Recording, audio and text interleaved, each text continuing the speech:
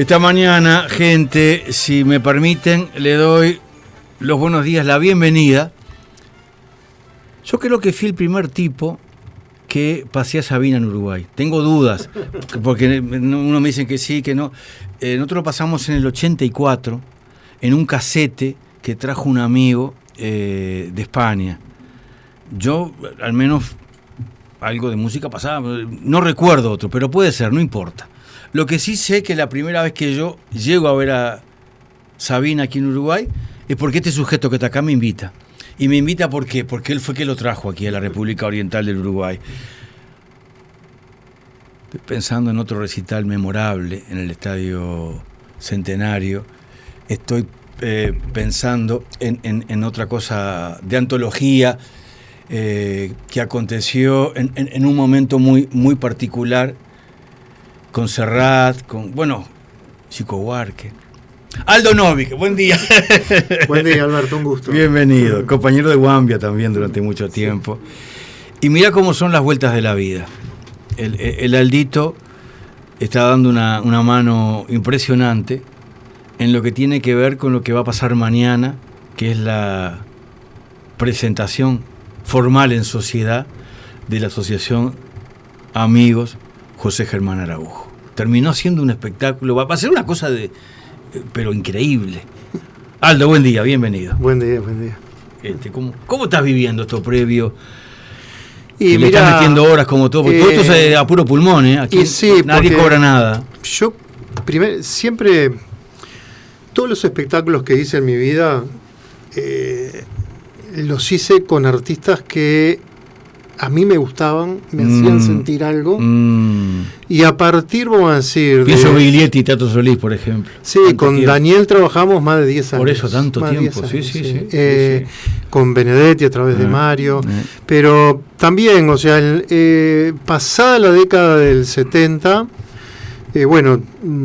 ahí hacía radio, en determinado momento, como todo el mundo, decidimos que a partir de determinado momento íbamos a pasar solo música en español, hasta el 84, pero durante toda esa etapa de la generación del canto popular uruguayo, hicimos muchos espectáculos en cooperativa con artistas donde los fines culturales iban de la mano de los fines y los objetivos para derrotar a la dictadura militar en nuestro país, ¿no?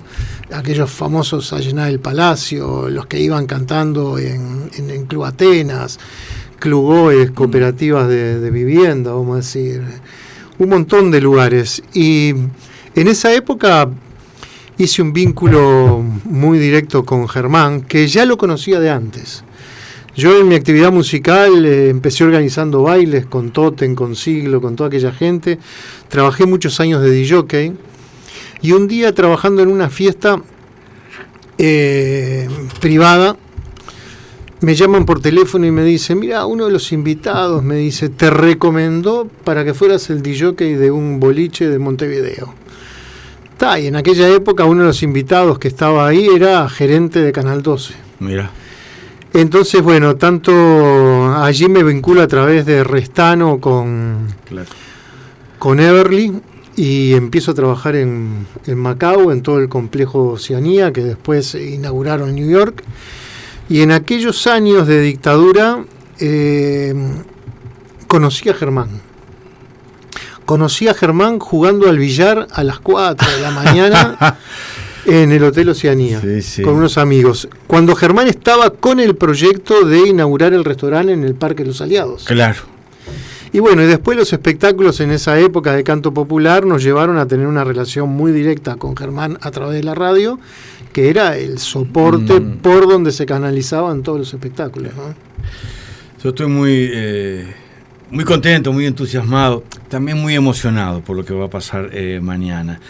¿Cómo podemos adelantarle a la gente lo que va a pasar mañana? Mira, para mí este espectáculo, como para muchos, es algo importante por muchas cosas, por lo afectivo, por lo que significó Germán para todos nosotros, para todos los uruguayos en esos años, donde hablamos del Germán Araujo periodista, ¿no? Comunicador, defensor de los derechos humanos. Entonces el espectáculo de mañana es como reconocer y agradecerle a una figura que hizo tanto por todos nosotros, por el país, por los desaparecidos, porque se volviera la democracia en este país.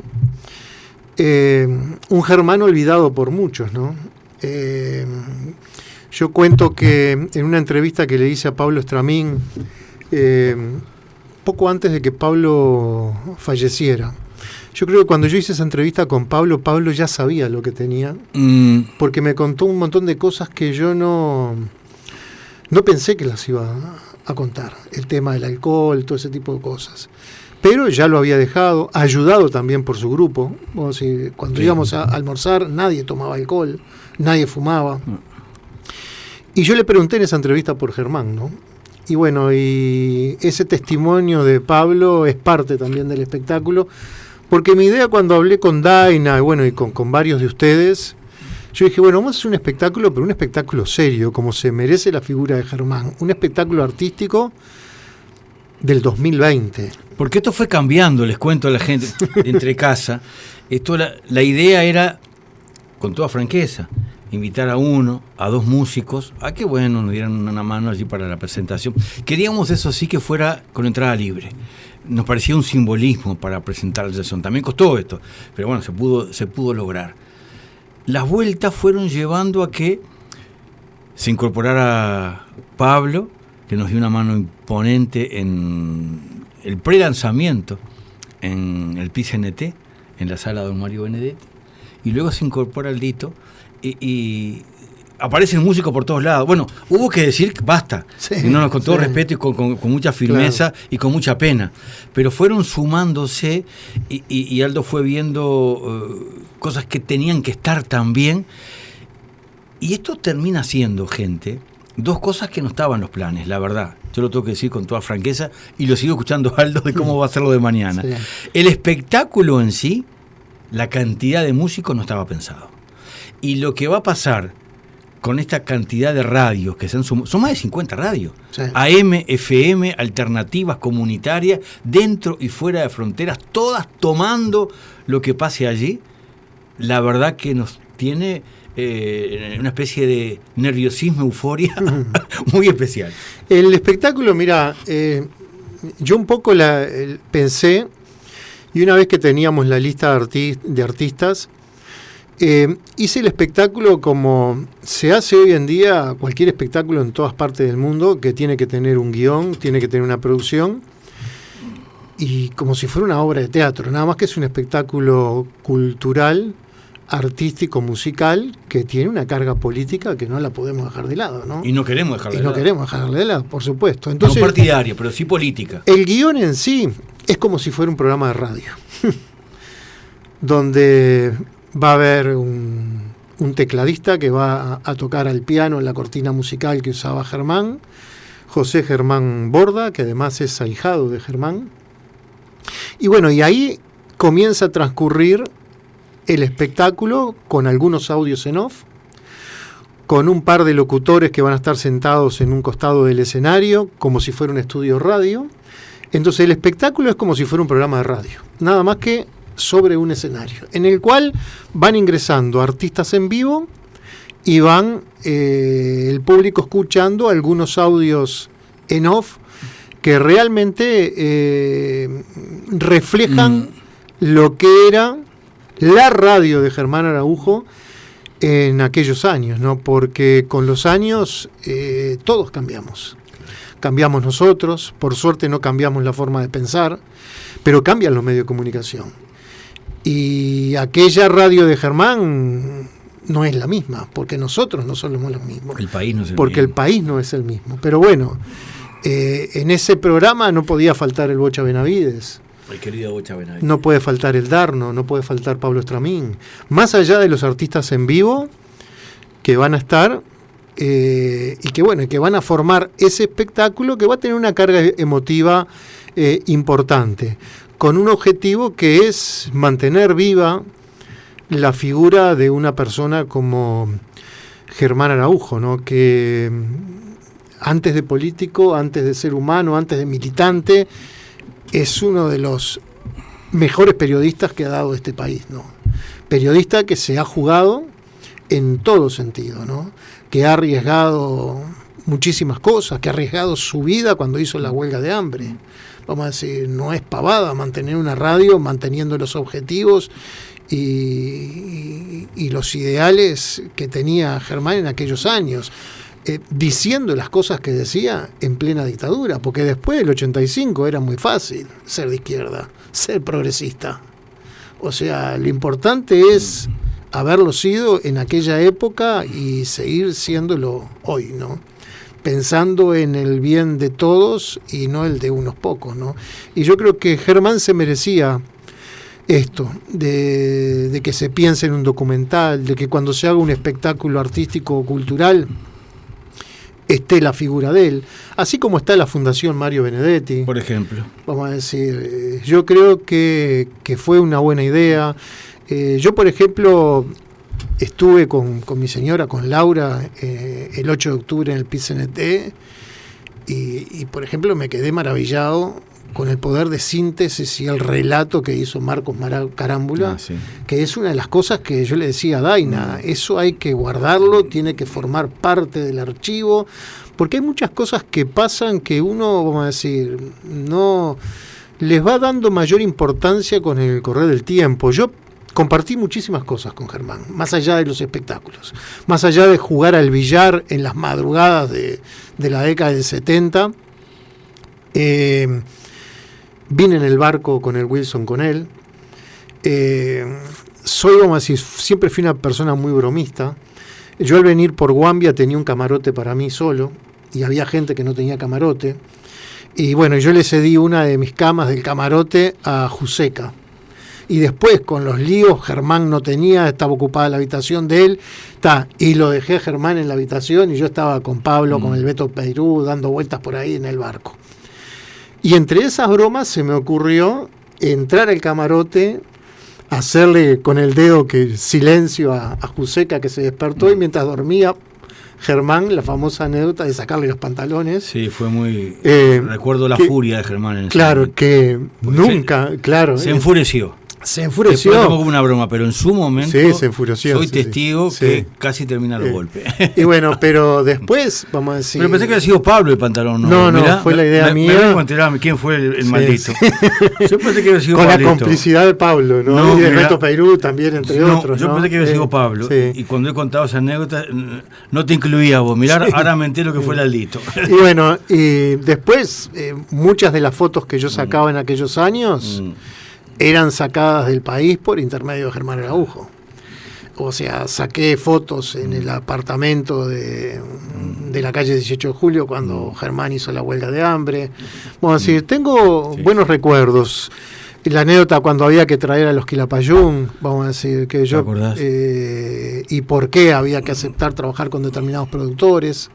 Pero yo qué sé, yo tengo buenos recuerdos de Germán, buenos recuerdos de un montón de gente que trabajaba con él, el recuerdo de la radio, porque cada vez que íbamos a pedir apoyo para difundir lo que sea, el apoyo estaba, totalmente, sin intereses económicos, ¿no? Totalmente. Que es lo importante de este espectáculo, que este espectáculo vuelve a demostrar una vez más que cuando los artistas uruguayos se les llama para una de estas cosas, dicen ¿a qué hora estoy? Y totalmente en forma honoraria, ¿no? Y se suma otra gente que arma el libreto, se junta otra gente que hace la difusión, se suma otra gente que da una mano en lo que se le va a entregar a la gente cuando ingrese mañana, se suma otra gente que da una mano para acomodar y para una mínima seguridad, en fin, se suma otra mano para la difusión, es la voluntad de muchos, se suma otra gente para coordinar con todas estas radios que les decíamos. Por supuesto. ¿Cuánta gente trabajando en todo esto? Sí, mucha gente y todo el mundo trabajando de corazón, vamos a decir.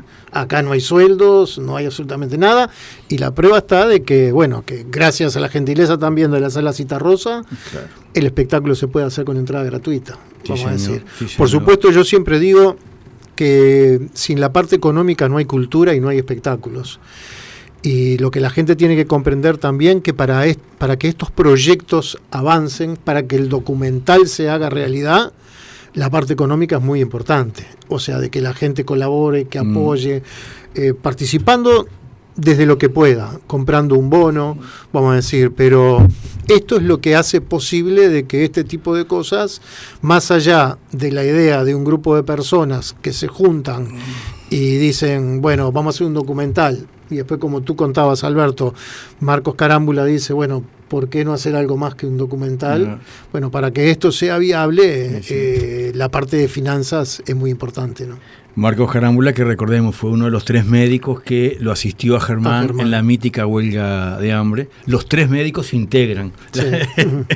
Sí, los propios hijos de Germán, claro, Gabriela. Claro. Y Diego. Diego. Es un honor. ¿Vos sacaste fotos allí en el barco? Sí. Porque yo me acuerdo, el Aquiles Fabregat, de Guambia, me dice, Alberto, vení, vamos a sacar una foto. Le digo, a mí nunca me gusta sacar, yo parezco muy pocas fotos en general. Me dice, no, vení, tenemos que sacar una foto. Y me insistía con la foto. Y digo, dice, ¿sabes cuánta gente va a decir que estuvo en este barco y no estuvo? Sí, en Humor publicó la nota esa. Sí, en Humor, y después todo eso, y pasaron los años, y yo veo cada tanto que hay gente que se subió al barco y no estuvo. Mira, y sobre... sí, hay mucha gente, viste, que claro... que le pone color, me causa gracia. Pero me acuerdo textual, porque lo que él decía es, con los años... Sí, va a pasar esto. En lugar de ser unos cientos los que veníamos... éramos miles. Sí, van a ser miles los que venían en ese barco, ¿no? Y me acordé esa imagen ahora. Porque no era pavada, vamos a decir. No. Todos los que veníamos en ese barco no sabíamos qué riesgo era el que... Y yo me acuerdo que cuando voy a bajar del barco me dice, Germán, como fotógrafo vas a ser uno de los primeros en bajar. Ni bien bajes, el ómnibus te va a llevar a la sede de Por la Patria de Wilson, que estaba en Colonia y Andes. De ahí te están esperando, andate para la radio. Entonces me bajé salimos del barco, agarramos toda la calle Colombia, porque salimos por allá por donde está ahora la torre de telecomunicaciones. Y bueno, agarramos Colombia y salimos allá a Colonia y Andes y fuimos a la radio, y para contar un poco qué era lo que habíamos vivido en ese barco, ¿no? Sí, Germán nos intimó a que nos escondiéramos los casetes al lado de los testículos. Sí, no, a mí, pero por suerte no pasó nada. A mí me dijo una cosa bien representativa. Me dice, claro, yo le entregaba muchas veces rollos en la época de la dictadura o fotos que él se encargaba de sacarla del país. Sí. Yo nunca preguntaba cómo, pero él la sacaba. Y cuando me voy a bajar del barco me dice, ¿cuántos rollos tenés? Le digo, tantos rollos. Bueno, me dice, ¿vos viste Papillón? Me dice, eso es lo que tenés que hacer para que no te vayan a sacar los rollos. Pero por suerte no pasó nada, ¿no? No, pero pasó sí que quedó ese documento. Yo al tiempo, cuando me entero de la operación Carpincho, yo no podía creerlo. Que hubo un esquema, hubo un plan para bombardear el barco. Estuvo a punto de ser tomado por la patota de la dictadura cívico-militar. En pleno barco veía los helicópteros, las naves, pero nunca nos hubiéramos imaginado. Creo que ni el más entusiasta... Yo me acuerdo cuando en la madrugada esa, los barcos cuando el barco pasa a aguas uruguayas, los barcos de la Marina enseguida rodean el barco, lo paran, quieren subir, y ahí viene todo el encuentro entre Wilson, el hijo, los capitán, oficiales de la Armada.